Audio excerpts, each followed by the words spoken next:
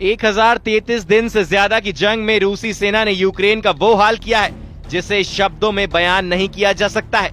अब international media ने खुफिया एजेंसियों के जरिए दावा किया है कि अगर वाकई रूस को यूरोपीय यूनियन के 25 देश हराना चाहते हैं तो उन्हें रूस के हजारों टैंकों और तोपखानों को तबाह करना पड़ेगा। इस वक्त रूसी सेना के 5 लाख सैनिक 25,000 से ज्यादा तोपखाने और टैंकों से यूक्रेन को फाड़ने में जुटे हैं। सैटेलाइट से यूक्रेन की एक एक इंच जमीन पर हो रहे रूसी हमलों पर नजर रखने वाली एजेंसियों ने ऐसे दावे किए हैं जिन्हें जानकर आप सन्न रह जाएंगे। दावा किया जा रहा है कि रूस के कम से कम 500 फाइटर जेट और बॉम्बर्स यूक्रेन में मौजूद नेटो और यूरोप से मिले एयर डिफेंस सिस्टम को तबाह करने में जुटे हैं। यहां तक कि ईरान से मिले शाहिद ड्रोन को रूसी सेना ब्रह्मास्त्र की तरह इस्तेमाल कर रहा है। दावा तो यहां तक किया जा रहा है कि रूस से सीधा मुकाबले के लिए फ्रांस समेत यूरोप के 25 देशों ने मिलकर रूस के खिलाफ 120 फाइटर जेट उतारने का ऐलान कर दिया है, जिसमें यूरोप का यूरो फाइटर और फ्रांस का सुपर राफाल तक रूस पर हमला करने को तैयार है। हम आपको दिखाने जा रहे हैं कि आखिर चौथे साल में पहुंच चुकी जंग में ऐसा क्यों कहा जाने लगा है कि जमीन पर रूस जीत रहा है और कागजों में यूक्रेन को बढ़त दिखाई जा रही है। हम शुरुआत करते हैं पुतिन के उस वॉर प्लान की जिसकी काट अभी तक ना तो यूक्रेन के पास है और ना ही 25 देशों से बने यूरोपियन यूनियन के पास। अमेरिका और नेटो के टॉप कमांडर ये मानने को मजबूर हो गए हैं कि यूक्रेनी सेना रूस का मुकाबला इसलिए नहीं कर पा रही है क्योंकि रूसी सेना आसमान और जमीन से डबल अटैक एक साथ एक वक्त में कर रही है। हैरानी की बात तो ये है कि यूक्रेन को अमेरिका और नेटो से मिले F-16 फाइटर जेट और फ्रांस से मिले जुगुआर और मिराज 2000 फाइटर जेट भी रूसी सेना का मुकाबला नहीं कर पा रहे हैं। वॉर एक्सपर्ट्स का साफ कहना है कि यूक्रेनी वायुसेना के पायलट रूसी वायुसेना के पायलटों की तरह माहिर नहीं है। यही वजह है कि रूसी सेना कई बार यूक्रेन के F-16 जेट्स को जमीन पर ही मारने का दावा कर रही है। रूसी सेना के लड़ाकू पायलट रूसी पमरसक Tu-95 और Tu-160 से भी यूक्रेन के सैन्य ठिकानों को भारी नुकसान पहुंचा रहे हैं। हम आपको बता दें इस वक्त रूसी वायुसेना कैसे यूक्रेन के खिलाफ आज युद्ध करने में जुटी है।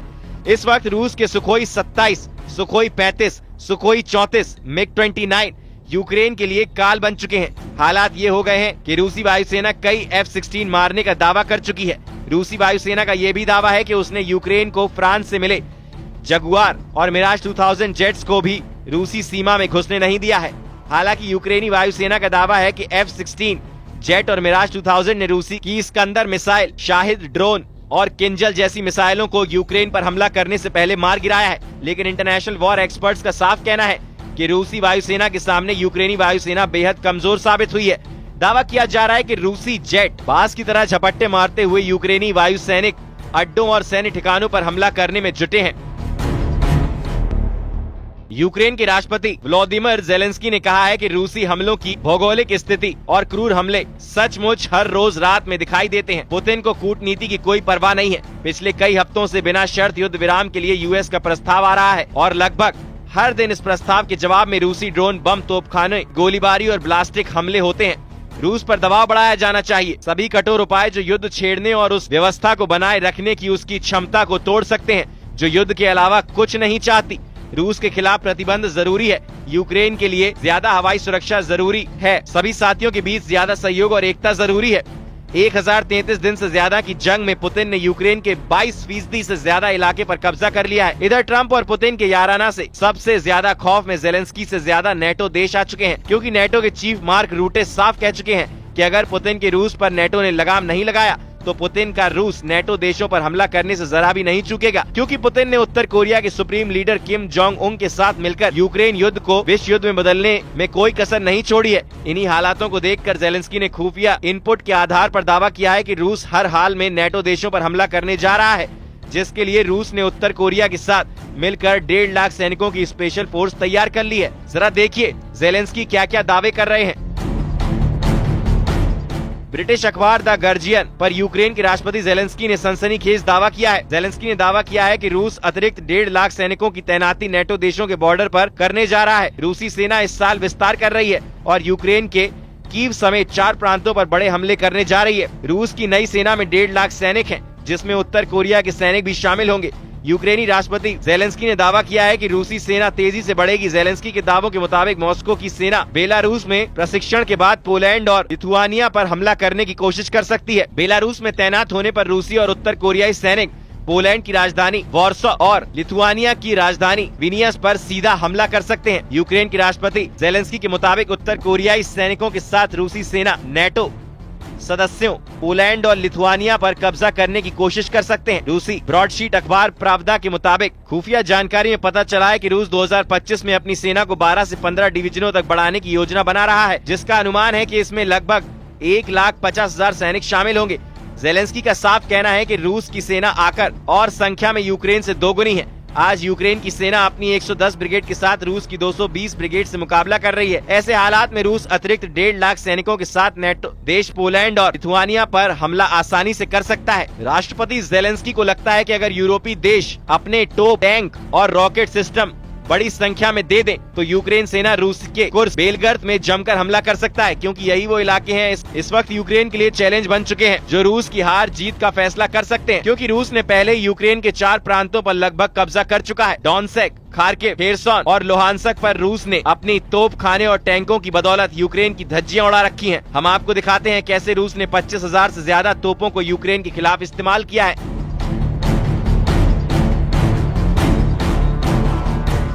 यूक्रेन की सेना के आंकड़ों से पता चलता है कि रूस ने मार्च 2025 में युद्ध के किसी भी अन्य महीने की तुलना में सबसे अधिक तोपखाने सिस्टम का इस्तेमाल किया है।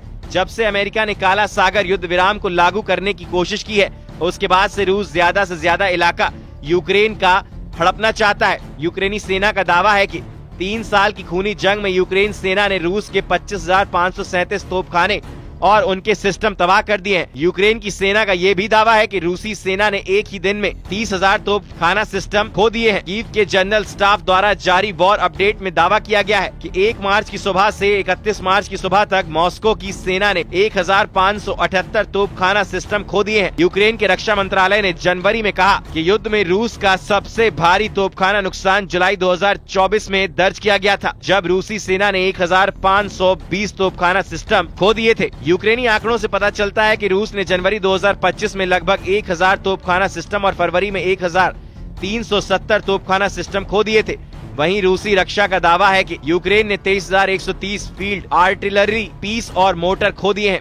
इसके अलावा 1,533 मल्टीपल लॉन्च रॉकेट सिस्टम भी यूक्रेन के तबाह हो चुके हैं, जिसमें हिमराज सिस्टम भी शामिल है। रूसी सेना ने तोपखाने की डंपर यूक्रेन के मिकोलाइव, चर्नेव, जापोरिजिजिया, खेरसोन, लुहांस्क, खार्किव प्रांतों पर पूरी तरह से कंट्रोल करने का दावा किया है। वहीं दूसरी तरफ भयानक गर्जना के साथ दहाड़ते यूरोप के फाइटर जेट रूस से सीधी जंग के लिए तेजी से तैयार हो रहे हैं। पश्चिमी मीडिया का दावा है कि फ्रांस, ब्रिटेन, जर्मनी, पोलैंड जैसे देशों को खुफिया जानकारी मिली है कि रूस बेहद तेजी से यूक्रेन के साथ साथ रूस से सटे यूरोपीय देशों को तबाह करने जा रहा है। दावा तो यहाँ तक किया जा रहा है कि नेटो देशों के हजारों टैंक, तोप, मिसाइलें और सैकड़ों फाइटर जेट, जिसमें राइफल, मिराज और यूरो फाइटर जेट शामिल हैं, वो रूस के सुखोई और मिग सिराज के लड़ाकू विमानों से आमने सामने की डॉग फाइट के लिए तैयार हो रहे हैं।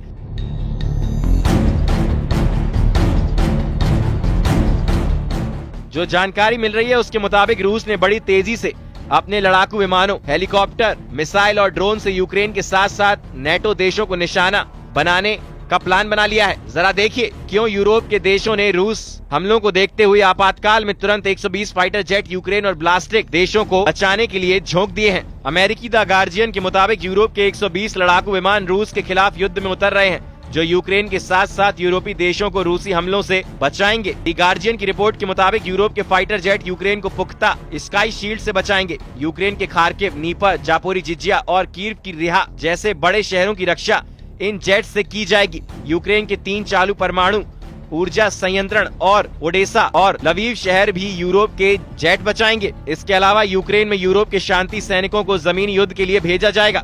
इस प्रस्ताव पर ब्रिटेन और फ्रांस ने सहमति दे दी है।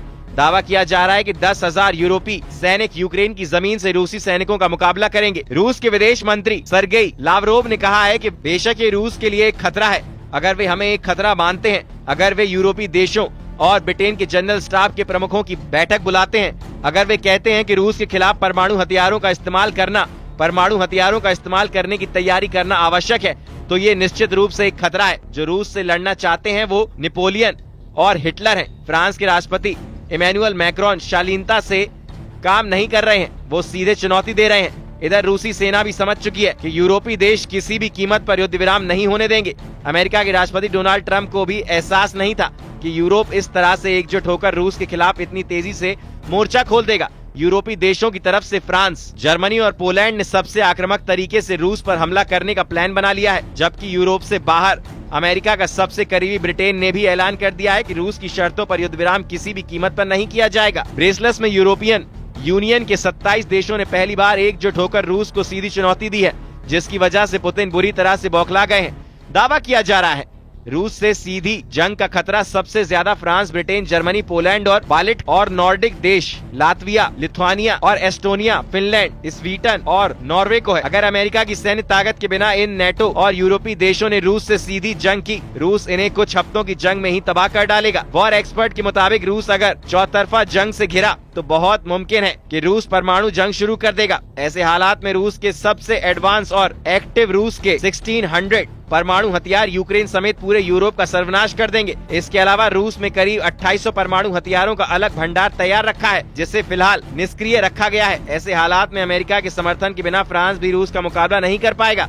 यूरोप में फ्रांस ही अकेला ऐसा देश है जिसके पास 290 परमाणु हथियार हैं, जबकि यूरोप से अलग ब्रिटेन के पास 225 परमाणु हथियार हैं। अगर फ्रांस और ब्रिटेन दोनों देशों के परमाणु हथियारों को मिला दें तो उनके 515 परमाणु हथियार हैं, जो रूस की बेहताशा परमाणु शक्ति के सामने ऊंट के मुंह में जीरे के बराबर है। हम आपको बता दें कि रूसी टेलीविजन पर ऐलान किया जा चुका है कि रूस की शैतान 2 थर्मो न्यूक्लियर मिसाइलें यूरोप को कुछ घंटों में भस्म कर देंगी। रूस की ये मिसाइलें जबरदस्त परमाणु क्षमता से लैस हैं। रूस तो पहले ही धमकी दे चुका है कि वो ब्रिटेन को पानी में डुबाकर खत्म कर देगा, जबकि पेरिस को सिर्फ 200 सेकंड में तबाह करने की धमकी दी गई है। परमाणु युद्ध होने की स्थिति में वॉर एक्सपर्ट्स के मुताबिक विनाश तय है। इधर बेल्जियम में यूरोप की एटमी धमकी के बाद से राष्ट्रपति ट्रंप के सलाहकारों ने ऐलान कर दिया है कि अमेरिका नेटो से बाहर जा सकता है, जबकि राष्ट्रपति ट्रंप ने 2-2 कहा है कि रूस को यूरोपीय देश अलग अलग नहीं कर सकते हैं। यूरोप युद्ध के पागलपन से खुद को बचाए, वरना तबाह हो जाएंगे। अब ऐसे हालात में आप अंदाजा लगा सकते हैं कि जमीन पर रूस किस तरह से यूक्रेन को रौंद रहा है। पुतिन का साफ कहना है कि जब तक यूक्रेन में रूस का स्पेशल ऑपरेशन पूरा नहीं होगा, तब तक जंग किसी भी कीमत पर नहीं रुकेगी।